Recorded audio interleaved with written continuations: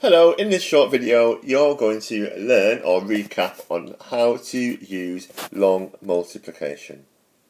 The first thing that you need to make sure that you do is set out your columns correctly. So we're going to start off with tens and units multiplied by tens and units. So let's start off with a nice and easy one. We'll start off with 32 multiplied by 21.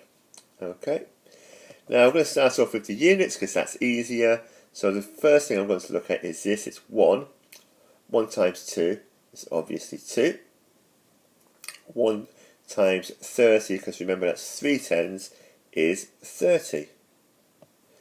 So I've got those written down there. I can now cross out that 1 because I don't need it anymore because I've already done all the multiplications I need to. Now remember that this 2 is worth 20, so it's 20 times 2 first of all, which is 40, and then 20 times 30. Now remember that's just 20 times 3 times 10, so 20 times 3 is 60, times that by 10, and we've got 600. The last thing that we need to do on this sum is add them together. So obviously the units column adds up to 2, the tens column adds up to 70, 7 on the sum, and 6. We've got nothing to add to that, and that will come out as 6. Cross out with 2 because I've done all those bits now. 32 times 21 is 672.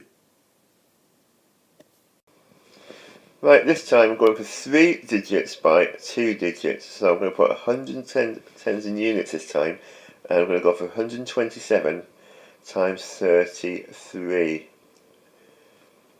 First thing I'm going to do is set out the problem in the right columns. 3 times 7 is 21.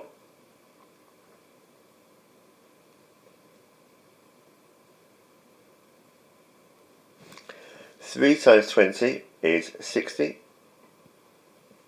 3 times 100 is 300.